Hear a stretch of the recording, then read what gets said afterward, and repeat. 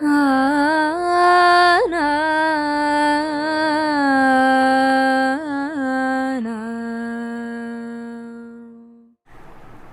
Guruvayur devotees ഓൺലൈനിലേക്ക് ഒരിക്കൽ കൂടി എല്ലാവർക്കും സ്വാഗതം. സവിതയാണ് കേട്ടോ. ഞാനിങ്ങനെ സവിതയാണ് പറഞ്ഞപ്പോൾ കഴിഞ്ഞ ദിവസത്തെ കമൻറ്റ് വന്നിരുന്നു, സവിതയാണ് പറയണ്ട, ഞങ്ങൾക്ക് എല്ലാവർക്കും അറിയാം, ഞങ്ങളുടെ കുടുംബത്തിലെ അംഗം പോലെയാണ് പറഞ്ഞിരുന്നു കേട്ടോ. വളരെ വളരെ വളരെ സന്തോഷം കേൾക്കുമ്പോൾ. അതൊരു ശീലമായിപ്പോയി, ശീലം കൊണ്ട് പറയണതാട്ടോ. അതിനാർക്കും അറിയില്ലായിരുന്നല്ലോ, അതിങ്ങനെയൊന്നും ആയിരുന്നില്ല കേട്ടോ. ഞാൻ സവിത രാജ്കമൽ, ഗുരുവായൂർ സ്വദേശിയാണ് എന്ന് പറഞ്ഞിട്ടാണ് തുടങ്ങാറ് കേട്ടോ. പിന്നെ ആ സവിതയാണ് കേട്ടോ എന്നായി. ഇനി അത് നിർത്തണമെങ്കിൽ നിർത്താം, നമുക്ക് പതുക്കെ മാറ്റാം കേട്ടോ. എനിക്ക് തോന്നുന്നു എല്ലാവർക്കും അറിയാമെന്നല്ലേ ഇപ്പോൾ. അപ്പം എന്തായാലും ഇന്നത്തെ സത്സംഗത്തിലേക്ക് എല്ലാവർക്കും സ്വാഗതം. ഇന്ന് നമ്മുടെ സത്സംഗ കൃഷ്ണൻ കുവലയാപീഠത്തിൻ്റെ മസ്തകത്തിൽ ചവിട്ടിക്കൊണ്ട് 2 കൊമ്പും വലിച്ചൂരുന്ന കംസവധത്തിന് തയ്യാറെടുക്കുന്ന വലിയ ഉണ്ണികൃഷ്ണനാണ് കേട്ടോ. വലിയ കൃഷ്ണനാണ്, ചെറിയ ഉണ്ണികൃഷ്ണനല്ല.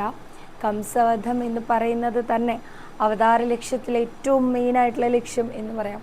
അപ്പോൾ അത്രയധികം പ്രൗഢഗംഭീരമായിട്ടാണ് രാമകൃഷ്ണന്മാരാണ് ആ ശ്രീലകത്ത് സത്സംഗ കൃഷ്ണൻ, നമ്മുടെ സത്സംഗ ശ്രീലകത്തെയാണ് കേട്ടോ ഞാൻ പറയുന്നത്.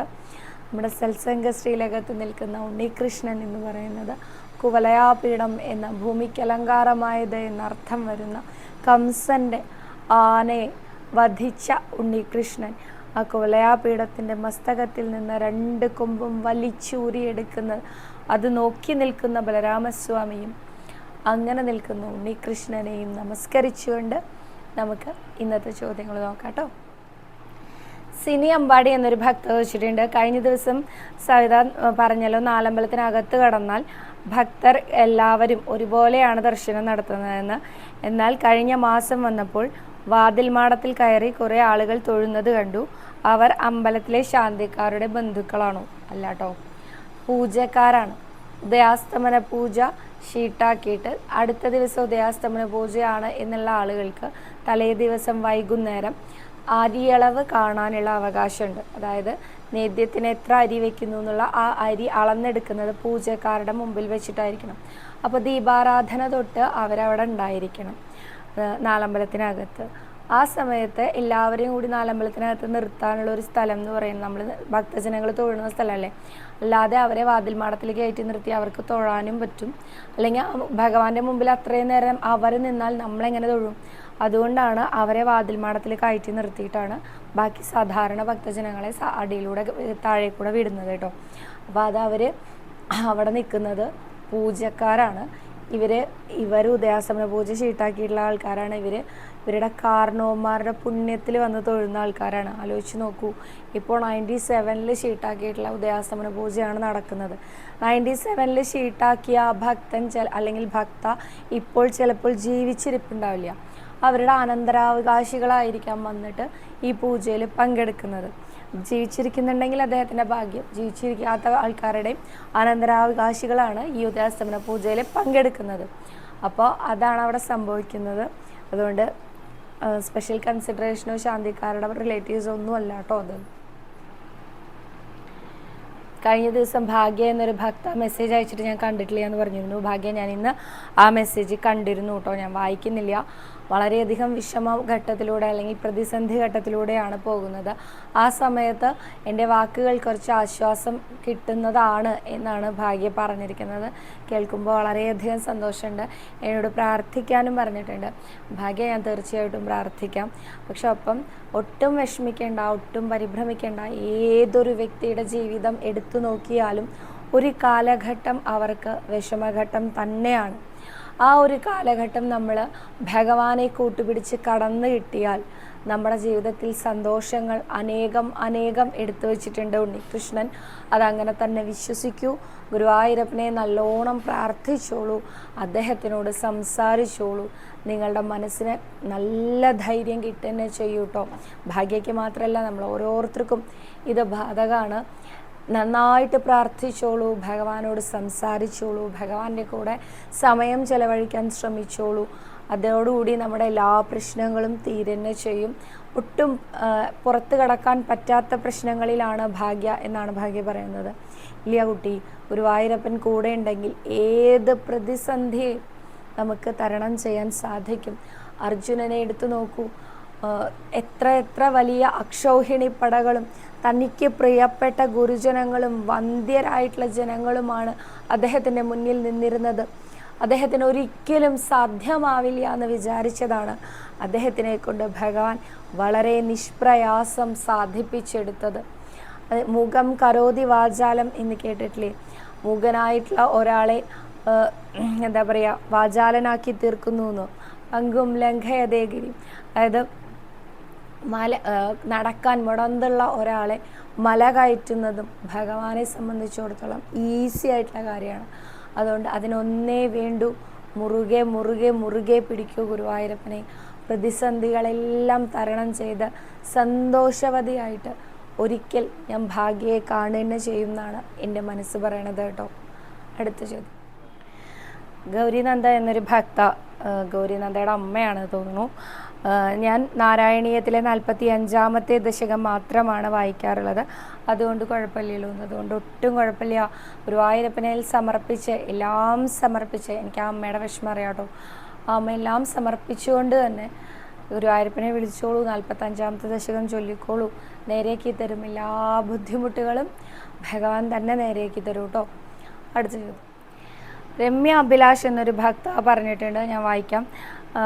സവിത, ഇന്നലെ ഗുരുവായൂരപ്പനെ എന്തെങ്കിലും വഴിപാട് പറഞ്ഞത് മറന്നു പോയിട്ടുണ്ടെങ്കിൽ പിടിപ്പണം സമർപ്പിക്കുന്ന കാര്യം പറഞ്ഞുല്ലോ, അത് ഭണ്ണാരത്തിലാണോ എവിടെയാണ് സമർപ്പിക്കേണ്ടത്? അങ്ങനെ എന്തെങ്കിലും മറന്നു പോയിട്ടുണ്ടെങ്കിൽ അതിന് പ്രായശ്ചിത്തം എന്ന നിലയിലാണെന്ന് പറഞ്ഞു. അത് മണ്ഡപത്തിലാണ് സമർപ്പിക്കാറ് കേട്ടോ. നമ്മൾ സോപാനത്തിൽ സമർപ്പിക്കാം, സോപാനം തൊഴിലുള്ള ദിവസമാണെങ്കിൽ. അല്ല, മണ്ഡപം തൊഴിൽ എഴുതിച്ചു, ഏകാന്തം തൊഴിൽ എഴുതിച്ച മണ്ഡപത്തിൽ തന്നെയാണ് സമർപ്പിക്കേണ്ടത് കേട്ടോ. അകത്തേക്ക്, നാലമ്പലത്തിനകത്തേക്ക് പ്രവേശിക്കാൻ സാധ്യതയില്ലാത്ത ദിവസങ്ങളിലാണെങ്കിൽ മാത്രം കൊടിമരത്തിൻ്റെ ചുവടെയുള്ള ഭണ്ണാരത്തിൻ്റെ മുകളിലായിട്ട് വെച്ചോളൂ. ഭണ്ണാരത്തിൽ നിക്ഷേപിക്കുകയല്ല. ഒരു പിടി പണം പട്ടിലോ എന്തെങ്കിലും ഒരു തുണിയിലോ പൊതിഞ്ഞ് ഭഗവാന്റെ മുമ്പിൽ കൊണ്ടുവയ്ക്കുക, എണ്ണാതെ. അതാണ് കേട്ടോ പിടിപ്പണം എന്ന് ഉദ്ദേശിക്കണേ. അപ്പം അത് ഭണ്ണാരത്തിൽ ഇടല്ല പതിവ്, ഭഗവാന്റെ മുമ്പിൽ വെക്കലാണ് പതിവ് കേട്ടോ. മിനി സദൻ എന്നൊരു ഭക്ത വെച്ചിട്ടുണ്ട്. നാരായണീയം 100 ദശകങ്ങൾ ദിവസങ്ങൾ കൊണ്ട് ചൊല്ലുമ്പോൾ ഒരു ദിവസം എത്ര ദശകം വേണമെങ്കിലും ചൊല്ലാൻ പാടുമോ? എത്ര ദശകം വേണമെങ്കിലും ചൊല്ലാം. ഇങ്ങനെ വേണമെങ്കിലും 5 ദിവസം കൊണ്ട് ചൊല്ലുന്നവരുണ്ട് 20 ദശകം വെച്ചിട്ട്, 10 ദിവസം കൊണ്ട് ചൊല്ലുന്നവരുണ്ട് 10 ദശകം വെച്ചിട്ട്, 20 ദിവസം കൊണ്ട് ചൊല്ലുന്നവരുണ്ട്. ഇതൊന്നും അല്ലാതെ സപ്താഹമായിട്ട് ചൊല്ലുന്നവരുണ്ട്. അതിനൊരു കണക്ക് ആചാര്യന്മാർ പറഞ്ഞു വെച്ചിട്ടുണ്ട് കേട്ടോ. സപ്താഹമായിട്ട് ചൊല്ലുന്നതിന് ആദ്യത്തെ ദിവസം 12-ാമത്തെ ദശകം, 2-ാമത്തെ ദിവസം 25 വരെ, 3-ാമത്തെ ദിവസം 38 വരെ, 4-ാമത്തെ ദിവസം 56 വരെ, 5-ാമത്തെ ദിവസം 79 വരെ, 6-ാമത്തെ ദിവസം 92 വരെ, 7-ാമത്തെ ദിവസം 100 ദശകം. ഇങ്ങനെയാണ് സപ്താഹത്തിൽ ജപിക്കുകയാണെങ്കിൽ അങ്ങനെയാണ് കേട്ടോ ചൊല്ലേണ്ടത്. അതാണ് അതിൻ്റെ കണക്ക്. അതെങ്ങനെയാണ് അങ്ങനെ കണക്കാക്കണമെന്ന് ചോദിച്ചാൽ, ഭാഗവതം സപ്താഹത്തിൽ ഭാഗവതം ഓരോ ദിവസവും നിർത്തുന്നതിന് ഒരു കണക്കുണ്ടല്ലോ, അതിൻ പ്രകാരം തന്നെ നാരായണീയത്തിൽ കൊണ്ട് നിർത്തുമ്പോൾ അങ്ങനെ വരുന്നതാണ് കേട്ടോ. ഭാഗവതത്തിൽ 4-ാമത്തെ ദിവസമാണ് ഭഗവാന്റെ അവതാരം വരുന്നതെങ്കിൽ നാരായണീയത്തിൽ 3-ാമത്തെ ദിവസം ഭഗവാന്റെ അവതാര ലീല വരും. അതുപോലെ 5-ാമത്തെ ദിവസം ഭാഗവതത്തിലാണെങ്കിലും നാരായണീയത്തിലാണെങ്കിലും രുക്മിണി സ്വയംവരത്തിൻ്റെ അവിടെ വെച്ചിട്ടാണ് നിർത്തേണ്ടത്. അപ്പോൾ അതിൻ പ്രകാരം ആചാര്യന്മാർ, ഭാഗവത പ്രകാരം ആചാര്യന്മാർ നിശ്ചയിച്ചു വച്ചിരിക്കുന്നതാണ്. എനിക്ക് തോന്നുന്നത് ഞാൻ ആചാര്യൻ എന്ന് പറയുന്ന തോട്ടം കൃഷ്ണൻ നമ്പൂതിരി തന്നെ ആയിരിക്കണം ഇതിൻ്റെ പിന്നിലും. ഞാനൊന്നും കൂടെ അത് കൺഫേം ചെയ്തിട്ട് പറയാം, അദ്ദേഹം തന്നെയാണോ ആദ്യമായിട്ട് ഇതിൻ്റെ സപ്താഹത്തിന് ഇത്ര ദശകങ്ങൾ എന്ന് പറഞ്ഞത്, അതോ അദ്ദേഹത്തിൻ്റെ ഗുരുനാഥൻ പറഞ്ഞു കൊടുത്തതാണോ എന്ന് ഞാൻ ചോദിക്കാം കേട്ടോ. എന്തായാലും 12, 25, 38, 56, 79, 92, 100 ഇങ്ങനെയാണ് അതിൻ്റെ കണക്ക് വരുന്നത് കേട്ടോ. ധന്യ ഗോപാൽ എന്നൊരു ഭക്ത വെച്ചിട്ടുണ്ട്. ഞാൻ നാമം എഴുതിയ പുസ്തകം അയച്ചിരുന്നു, അവിടെ ഡെലിവേർഡ് ആയി എന്ന് മെസ്സേജും വന്നിട്ടുണ്ട്. മണ്ഡപത്തിൽ സമർപ്പിക്കുമോ ചേച്ചി? നല്ലോണം പ്രാർത്ഥിച്ച് സമർപ്പിക്കണേ വിഷ്ണു ഏട്ടാ എന്ന് പറഞ്ഞിട്ടുണ്ട്. അത് നമുക്ക് കിട്ടി. ആ പുസ്തകം നമുക്ക് ലൈവിൻ്റെ ഇടയിലാണ് വന്നിട്ടുണ്ടായിരുന്നത്. അപ്പോൾ നമ്മൾ ലൈവിൽ കാണിച്ചിരുന്നു കേട്ടോ. ധന്യ ഗോപാലിൻ്റെ പുസ്തകമാണ് എന്ന് പറഞ്ഞിട്ട് കാണിച്ചിരുന്നു. അപ്പോൾ വിഷ്ണു അത് സമർപ്പിച്ചിട്ടുണ്ട്. അപ്പോൾ അത് ഭഗവാൻ സ്വീകരിക്കൂട്ടോ, എന്തായാലും സ്വീകരിക്കട്ടെ.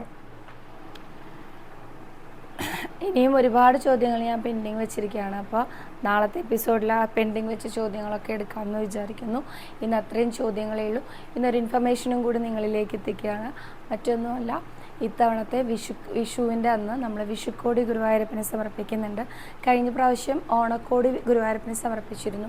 ആ സമയത്ത് അനേകം ഭക്തർ പറഞ്ഞിരുന്നു അവർക്ക് പങ്കെടുക്കാൻ പറ്റിയിട്ടില്ലയെന്ന്. അപ്പോൾ അതുകൊണ്ടാണ് മുൻകൂട്ടി അറിയിക്കുന്നത്. തുടങ്ങിയിട്ടില്ല, പക്ഷേ നമ്മൾ 1-ാം തീയതി മുതൽ 10-ാം തീയതി വരെ, ഏപ്രിൽ 1-ാം തീയതി മുതൽ 10-ാം തീയതി വരെയാണ് അതിന് വിഷുക്കോടി സമർപ്പിക്കാനുള്ള കാര്യങ്ങളൊക്കെ ചെയ്യുന്നത്. അപ്പോൾ ഇപ്പോഴേ പറഞ്ഞു വെച്ചു എന്നേ ഉള്ളൂ. ആർക്കെങ്കിലും അങ്ങനെ വിഷുക്കോടി ഗുരുവായൂരപ്പന് സമർപ്പിക്കണം എന്നുണ്ടെങ്കിൽ പറഞ്ഞോളൂ, കോണ്ടാക്ട് ചെയ്താൽ മതി വിഷ്ണുവിനെ. വിഷ്ണുവാണ് ചെയ്യുന്നത്. ഇന്ന് അത്രയും വിശേഷങ്ങളേ ഉള്ളൂ. മാത്രമല്ല, അതിൻ്റെ ഇടയ്ക്ക് ഇൻസ്റ്റഗ്രാമിൽ എനിക്ക് കുറേ മെസ്സേജസ് വരുന്നുണ്ട് കേട്ടോ. ആരോടാ പറയണ്ടേ, വഴിപാട് ചെയ്യണമല്ലോ, എന്താ ചെയ്യേണ്ടതെന്നൊക്കെ ചോദിച്ചിട്ട്. ഇൻസ്റ്റഗ്രാമിലെ ഗുരുവായൂർ ഡിവോട്ടീസ് ഓൺലൈൻ എന്ന പേജ് നോക്കുന്നത് ഞാനല്ല, അതിനൊരു അഡ്മിൻ ടീം തന്നെയുണ്ട്. പക്ഷേ അങ്ങനെ എന്തെങ്കിലും വഴിപാടുകൾ നിങ്ങൾക്ക് ചെയ്യണമെങ്കിൽ ഇൻസ്റ്റഗ്രാമിലെ വിഷ്ണുവിൻ്റെ പേജിലോ അല്ലെങ്കിൽ എൻ്റെ പേജിലോ പറയുകയാണെങ്കിൽ ഞങ്ങൾ നമ്പർ തരാം കേട്ടോ. വിഷ്ണുവിൻ്റെ നമ്പറിലാണ് കോൺടാക്റ്റ് ചെയ്യേണ്ടത്. 9846937939. ഇതാണ് വിഷ്ണുവിൻ്റെ കോൺടാക്റ്റ് നമ്പർ. അപ്പോൾ ആ നമ്പറിൽ വിളിച്ചു കഴിഞ്ഞാൽ നിങ്ങൾക്ക് ഏത് വഴിപാടാണ് ചെയ്യേണ്ടത് വെച്ചാൽ ചെയ്തു തരും. വിഷ്ണുവിൻ്റെ ചോദിച്ചു കഴിഞ്ഞാൽ വഴിപാടിൻ്റെ വിവര പട്ടിക അയച്ചു തരുന്നതാണ്. നിങ്ങൾക്ക് ഗുരുവായൂർ ദേവസ്ഥത്തിൻ്റെ ഒഫീഷ്യൽ വെബ്സൈറ്റിൽ കയറിയിട്ട് വഴിപാടുകളൊന്നും ചെയ്യാൻ സാധിക്കുന്നില്ലെങ്കിൽ മാത്രം വിഷ്ണുവിനെ കോൺടാക്റ്റ് ചെയ്തോളൂ കേട്ടോ. വിഷ്ണു എന്തായാലും ചെയ്തു തരും. അപ്പോൾ ഇന്ന് അത്രയും ചോദ്യങ്ങളേ ഉള്ളൂ. ബാക്കി നാളെ വിശേഷങ്ങളും കൊണ്ടുവരാമെന്ന് വിചാരിക്കുന്നു. തൊണ്ടയൊക്കെ നല്ലോണം ബുദ്ധിമുട്ടായിട്ടിരിക്കുകയാണ്. അപ്പോൾ നാളേക്കെല്ലാം ശരിയാവുമെന്ന് വിചാരിക്കുന്നു. സർവരോഗ വിനാശന, സർവ പാപ വിനാശന, സർവ ദുഃഖ വിനാശന, സർവ സൗഖ്യപ്രദായക ശ്രീ ഗുരുവായൂരപ്പ ശരണം.